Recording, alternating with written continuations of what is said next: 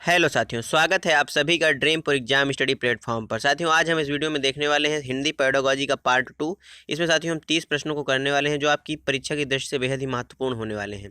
साथियों, वीडियो को शुरू करने से पहले आपसे एक निवेदन है कि यदि आप हमारे channel dream for exam study पर नए हैं तो चैनल को लीजिए सब्सक्राइब और साथ में बनी बेल आइकन को जरूर दबा लीजिए ताकि जब भी हम अपना अगला वीडियो अपलोड करें आप तक नोटिफिकेशन सबसे पहले पहुँच जाए। चलिए साथियों, वीडियो को शुरू करते हैं।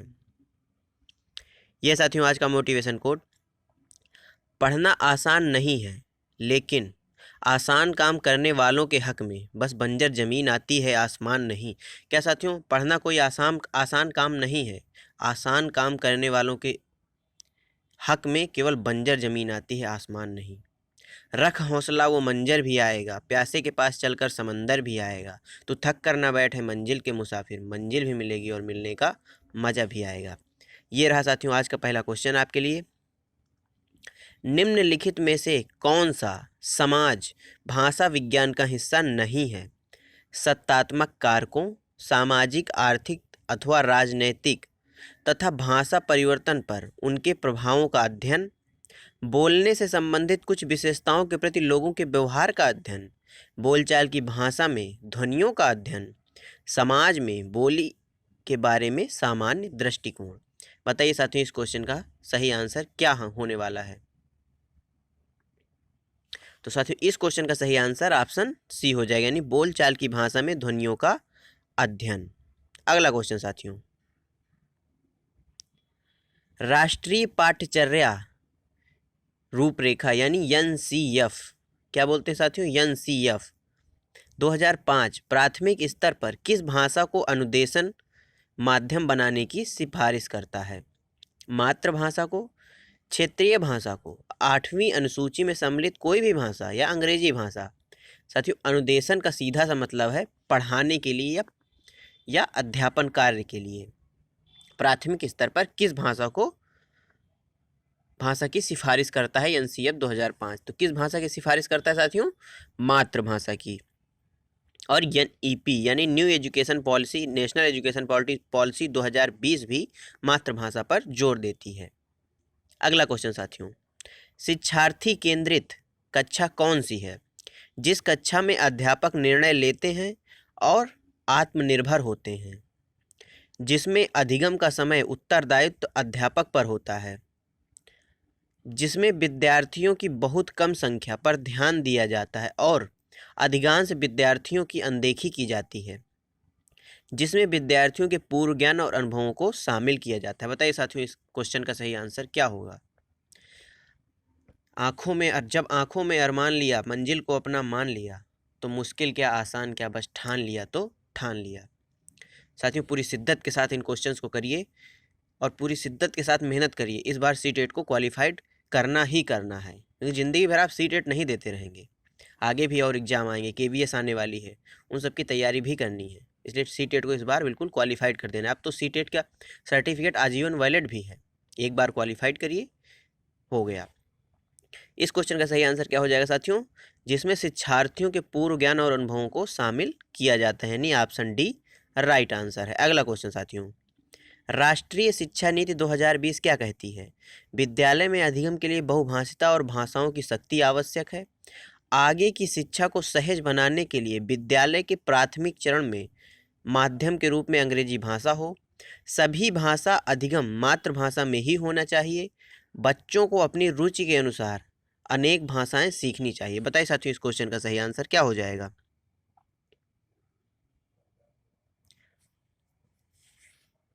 तो साथियों, इस क्वेश्चन का सही आंसर क्या हो जाएगा? विद्यालय में अधिगम के लिए बहुभाषिता और भाषाओं की सख्ती आवश्यक है, यानी ऑप्शन ए राइट आंसर है। अगला क्वेश्चन साथियों, निवेश परिकल्पना अनुशंसा करती है कि भाषिक निवेश भाषिक दक्षता के वर्तमान स्तर से अधिगम प्रतिफलों को सही तरह से प्राप्त करने के लिए आदर्श है। एक चरण पीछे, एक चरण आगे, बहुत आगे या समानांतर? बताइए साथियों, इस क्वेश्चन का सही आंसर। तो साथियों, इस क्वेश्चन का जो सही आंसर हो जाएगा वह ऑप्शन बी हो जाएगा, यानी एक चरण आगे। अगला क्वेश्चन साथियों, किसी भाषा की उपभाषिक विशेषताओं के संबंध में कथन आ और बा पर विचार करें। आ कथन क्या कहता है? ध्वनि की प्रबलता सिर्फ वह नहीं है जो आप कहते हैं, बल्कि वह है कि आप कैसे कहते हैं। स्वर शैली का अर्थ है आवाज़ या भाषण में विभिन्नता। कथन आ सही है, बा गलत है, आ गलत है, बा सही है, आ और बा दोनों सही हैं, या आ और बा दोनों गलत हैं। बताइए साथियों इस क्वेश्चन का सही आंसर क्या होने वाला है। तो साथियों इस क्वेश्चन का सही आंसर क्या हो जाएगा, ऑप्शन सी, आ और बा दोनों ही सही हैं। अगला क्वेश्चन साथियों, वाइगोत्स्की के अनुसार बच्चों में भाषा विकास कब होता है। जब वे दूसरों के साथ बातचीत करते हैं, जब वे भौतिक वस्तुओं के साथ बातचीत करते हैं, जब वे स्वयं से बातचीत करते हैं, जब वे चुप रहते हैं। बताइए साथियों वाइगोत्स्की का सिद्धांत कौन सा है, सामाजिक एवं सांस्कृतिक विकास का सिद्धांत। तो इसमें देख लीजिए समाज से संबंधित कौन सा इसमें पॉइंट है, वही इसका सही आंसर हो जाएगा। बताइए साथियों ये सारे क्वेश्चन साथियों 2021 में जो ऑनलाइन एग्जाम हुआ था उसमें आए हुए क्वेश्चन हम आपको करा रहे हैं। बताइए साथियों अगर आपको वीडियो अच्छा लगे तो कमेंट बॉक्स में ज़रूर बताइएगा, हम इसका तीसरा पार्ट भी आपके लिए लेकर आएंगे। तो साथियों इस क्वेश्चन का सही आंसर क्या हो जाएगा, जब वे दूसरों के साथ बातचीत करते हैं, यानी समाज में ही तो दूसरों के साथ बच्चा बातचीत करेगा, यानी सामाजिक विकास का सिद्धांत वाइगोत्स्की का है। तो इस क्वेश्चन का सही आंसर ऑप्शन ए राइट है। अगला क्वेश्चन साथियों, भाषा के अंतक्रियात्मक मॉडल, भाषा के अंतःक्रियात्मक मॉडल के बारे में विषम कथन का चयन करें। पारस्परिक संबंधों के प्रति समझ बनाने के रूप में भाषा, व्यक्तियों के बीच परस्पर सामाजिक लेन देन करने के साधन के रूप में भाषा, प्रामाणिक संदेश देने और प्राप्त करने के साधन के रूप में भाषा, व्याकरण और शब्दावली के परस्पर संबंध को स्थापित करने के साधन के रूप में भाषा। बताइए साथियों इस क्वेश्चन का सही आंसर। भाषा के अंतःक्रियात्मक मॉडल के बारे में विषम कथन का चयन करना है, यानी कौन सा इसमें निगेटिव पूछा गया है। विषम यानी कि जो भाषा के अंतःक्रियात्मक मॉडल के बारे में नहीं है, कुल मिला के वो पूछा गया है। तो इसका सही आंसर ऑप्शन क्या हो जाएगा साथियों, ऑप्शन डी हो जाएगा। व्याकरण और शब्दावली के परस्पर संबंध को स्थापित करने के साधन के रूप में भाषा, इस क्वेश्चन का सही आंसर। अगला क्वेश्चन साथियों, भाषा से क्या अभिप्राय है। भाषा विज्ञान की व्यवस्था है, व्यवस्थाओं की व्यवस्था है, विकासात्मक व्याकरणात्मक व्यवस्था है, अक्षर और ध्वनियां हैं। बताइए साथियों इस क्वेश्चन का सही आंसर। बताइए क्या हो जाएगा इस क्वेश्चन का सही आंसर। तो साथियों इस क्वेश्चन का जो सही आंसर होगा वह ऑप्शन बी हो जाएगा, व्यवस्थाओं की व्यवस्था है। अगला क्वेश्चन साथियों, भाषा के साथ संलग्नता से क्या आशय है। शिक्षार्थी भाषा के नियम सीखते हैं, अध्यापक भाषा अधिगम के लिए शिक्षार्थियों के साथ काम करते हैं, शिक्षार्थी शब्दों और वाक्यों का अर्थ समझे बगैर उन्हें डिकोड करते हैं, शिक्षार्थी भिन्न भिन्न उद्देश्यों के लिए भाषा का प्रयोग करते हैं और सीखते हैं। बताइए साथियों इस क्वेश्चन का सही आंसर। तो साथियों इस क्वेश्चन का जो सही आंसर हो जाएगा वह है ऑप्शन डी हो जाएगा, यानी शिक्षार्थी भिन्न भिन्न उद्देश्यों के लिए भाषा का प्रयोग करते हैं और सीखते हैं। अगला क्वेश्चन, राष्ट्रीय शिक्षा नीति 2020 के अनुसार विद्यालय शिक्षा का क्या ढांचा है। बताइए साथियों राष्ट्रीय शिक्षा नीति से पहले किस प्रकार का था, 10+2 का था, वर्तमान में यह 5+3+3+4 का है, यानी ऑप्शन ए इस क्वेश्चन का राइट आंसर है। अगला क्वेश्चन साथियों, शिक्षिका ने कक्षा 4 के विद्यार्थियों को 6-6 के समूह में बांटा और उन्हें बिना अंत वाली एक लघु कथा दी। उसके बारे में उनसे कल्पना करने, चर्चा करने और अंतिम रूप देकर कहानी का अंत लिखने को कहा। क्या साथियों, अंत लिखने को कहा। इस गतिविधि के द्वारा शिक्षिका उनके किस कौशल का विकास कर रही है। जब भी साथियों ऐसा क्वेश्चन आए जिसमें बिना अंत वाले प्रश्न हो या उसका अंत लिखने के लिए बच्चों को कहा जाए, तो ऐसे क्वेश्चन में हमेशा आंसर क्या हो जाएगा साथियों, रचनात्मक लेखन की बात, रचनात्मकता वाला जो भी ऑप्शन होगा वो सही हो जाएगा, नहीं ऑप्शन सी इस क्वेश्चन का राइट आंसर है। अगला क्वेश्चन साथियों, निर्देशित रचना सामान्यतः किस पर प्रस्तुत करनी चाहिए, अव्यक्त स्तर पर, आरंभिक स्तर पर, किशोरावस्था पर या वयस्क स्तर पर। बताइए साथियों इस क्वेश्चन का सही आंसर। बताइए साथियों। तो साथियों इस क्वेश्चन का सही आंसर क्या हो जाएगा, आरंभिक स्तर पर, यानी ऑप्शन बी राइट आंसर है। अगला क्वेश्चन साथियों, निम्नलिखित में से किस कविता निम्नलिखित में से किस पर कविता की कक्षा में चर्चा करने की आवश्यकता नहीं है? कविता के विचारों और थीम पर, तुकबंदी पर, काव्य साधनों पर या व्याकरण पर? बताइए साथियों इस क्वेश्चन का सही आंसर। कविता की कक्षा यानी कविता, एक कक्षा में कविता पढ़ाई जा रही है या कविता का वाचन किया जा रहा है या उसकी चर्चा की जा रही है, तो उसमें किस इनमें से किस बिंदु की आवश्यकता नहीं है, यह पूछा गया है इस क्वेश्चन में। तो साथियों इस क्वेश्चन का सही आंसर क्या हो जाएगा? व्याकरण की कोई आवश्यकता नहीं है, ऑप्शन डी राइट आंसर है। अगला क्वेश्चन साथियों, एक से अधिक भाषाओं का प्रयोग किसी भी एक भाषा में निपुणता में बाधक है, कक्षाई जटिलताओं को बढ़ाता है, शिक्षकों के लिए गहन समस्या है, संज्ञानात्मक विकास में सहायक है। बताइए साथियों, एक से अधिक भाषाओं का प्रयोग, बताइए साथियों इस क्वेश्चन का सही आंसर। तो साथियों इस क्वेश्चन का जो सही आंसर हो जाएगा वह ऑप्शन डी हो जाएगा, यानी संज्ञानात्मक विकास में सहायक है। अगला क्वेश्चन साथियों, निम्नलिखित में से कौन सी गतिविधि कहानी पढ़ने के बाद विद्यार्थियों में निष्कर्ष निकालने का कौशल विकसित करने की सर्वाधिक उपयुक्त गतिविधि है? इस कहानी में आप स्वयं को कहाँ रखना चाहेंगे? इस कहानी में एक पात्र ने जिस तरह की प्रतिक्रिया दी है, क्या उसी तरह से प्रतिक्रिया देने वाले व्यक्ति को आप जानते हैं? कहानी में से किसी की भी कल्पना करें और अपने वाक्य में उसका प्रयोग करें। पढ़ी गई कहानी का वीडियो देखें और उसको अपने शब्दों में वर्णन करें। बताइए साथियों इस क्वेश्चन का सही आंसर क्या हो जाएगा? तो साथियों इस क्वेश्चन का जो सही आंसर हो जाएगा वह ऑप्शन कौन सा हो जाएगा? ऑप्शन बी हो जाएगा, यानी इस कहानी के में एक पात्र ने जिस तरह की प्रतिक्रिया दी है, क्या उसी तरह से प्रतिक्रिया देने वाले व्यक्ति को आप जानते हैं? ऑप्शन बी इस क्वेश्चन का राइट आंसर हो जाएगा। अगला क्वेश्चन साथियों, निम्नलिखित में से कौन सा प्रामाणिक पठन सामग्री के उद्देश्य को प्राप्त करने में मदद करेगा? ध्वनियों की सूची, किसी स्थानीय होटल की व्यंजन सूची, अपने फ़ोन पर रिकॉर्ड की गई 2 मिनट की वीडियो, अध्यापक द्वारा जापानी भाषा में लिखी गई कहानी का अंग्रेजी में अनुवाद। बताइए साथियों इस क्वेश्चन का सही आंसर।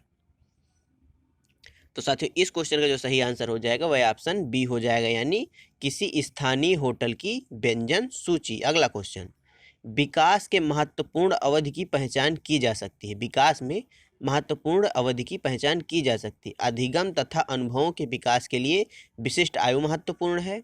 विकास की एक विशिष्ट अवधि के दौरान हुए अनुभवों का अधिगम पर बहुत बड़ा प्रभाव होता है। अधिगम के दौरान चुनौतीपूर्ण अनुभवों का विकास पर गहरा प्रभाव होता है। अधिगम तथा विकास के लिए अनुभवों की अपेक्षा विशिष्ट अवधि महत्वपूर्ण है। बताइए साथियों इस क्वेश्चन का सही आंसर। तो साथियों इस क्वेश्चन का जो सही आंसर हो जाएगा वह ऑप्शन बी हो जाएगा, यानी विकास की एक विशिष्ट अवधि के दौरान हुए अनुभवों का अधिगम पर बहुत बड़ा प्रभाव होता है। अगला क्वेश्चन साथियों, भाषा में किन्हें ग्राह्य कौशल कहते हैं, यानी ग्रहण करने वाले कौशल? श्रवण तथा वाचन, श्रवण तथा पठन, वाचन तथा लेखन, वाचन तथा पठन। बताइए साथियों इस क्वेश्चन का सही आंसर। साथियों श्रवण ग्रहण कौशल है, जबकि वाचन ग्रहण कौशल नहीं है। आप वाचन करके दूसरों को सुनाते हैं। श्रवण ग्रहण कौशल है, यानी सुनकर आप ग्रहण करते हैं, पढ़कर भी आप ग्रहण कर सकते हैं, लेकिन इसलिए इस क्वेश्चन का सही आंसर ऑप्शन बी हो जाएगा। अगला क्वेश्चन साथियों, भाषा प्रवाह से क्या तात्पर्य है? शुद्ध वर्तनी लिखना, अपने शब्दों में कहानी का सार लिखना, व्याकरण के नियमों को स्पष्ट करना, सहज गति के साथ वाचन, पठन अथवा लेखन। बताइए साथियों इस क्वेश्चन का सही आंसर बताइए। तो साथियों इस क्वेश्चन का सही आंसर क्या हो जाएगा? सहज गति के साथ वाचन, पठन अथवा लेखन। Option D right answer. अगला क्वेश्चन साथियों, निम्नलिखित में से कौन सा विचार भाषाविद नॉम चॉम्स्की द्वारा प्रस्तुत किया गया है? मनुष्यों में भाषा अर्जित करने की जन्मजात समझ होती है। बच्चे अनुकरण और पुनर्बलन के माध्यम से भाषा सीखते हैं। शुरुआती वर्षों में चीज़ों से परिचय के अभाव का प्रभाव भाषा विकास पर नहीं पड़ता। प्रत्येक भाषा अलग होती है और उसके अर्जन की अपनी पद्धतियाँ होती हैं। बताइए साथियों इस क्वेश्चन का सही आंसर। तो साथियों इस क्वेश्चन का जो सही आंसर क्या हो जाएगा? नॉम चॉम्स्की के अनुसार ऑप्शन ए, मनुष्यों में भाषा अर्जित करने की जन्मजात समझ होती है या क्षमता होती है। प्राथमिक स्तर की कक्षा में भिन्न भिन्न प्रांतों के अलग अलग भाषा बोलने वाले बच्चों का नामांकन हुआ है। यानी एडमिशन हुआ है, प्रवेश हुआ है। ऐसी स्थिति में भाषा की कक्षा बच्चों में के भाषाई विकास के संदर्भ में जटिल चुनौती के रूप में सामने आती है, अवरोध ही प्रस्तुत करती है, बहुत बड़ी समस्या बन जाती है, अनमोल संसाधन के रूप में कार्य करती है। बताइए साथियों इस क्वेश्चन का सही आंसर। तो साथियों इस क्वेश्चन का सही आंसर क्या हो जाएगा, ऑप्शन डी हो जाएगा, अनमोल संसाधन के रूप में कार्य करती है। आप इसको समस्या नहीं समझेंगे, अवरोध नहीं समझेंगे, जटिल चुनौती भी नहीं समझेंगे। अगला क्वेश्चन साथियों, निम्नलिखित में से कौन सा पठन का उपकौशल है? लिपिबद्ध करना, वर्तनी याद करना, कहानी की घटनाएं याद करना, अनुमान लगाना। साथियों याद करने वाले दोनों एलिमिनेट हो जाएंगे क्योंकि ये निगेटिव पॉइंट है। आप याद कुछ नहीं कराएंगे, रटंत विद्या बिल्कुल नहीं कराएंगे, बल्कि अनुवाद लगाना, यानी ऑप्शन डी राइट आंसर। अनुमान लगाना, सॉरी साथियों, अनुमान लगाना।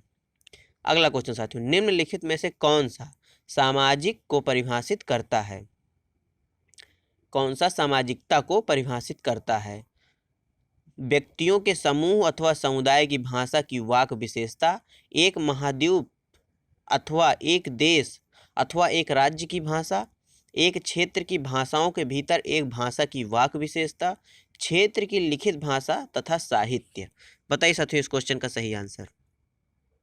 तो साथियों इस क्वेश्चन का सही आंसर ऑप्शन ए हो जाएगा, यानी व्यक्तियों के समूह अथवा समुदाय की भाषा की वाक विशेषता। अगला क्वेश्चन साथियों, श्रुति।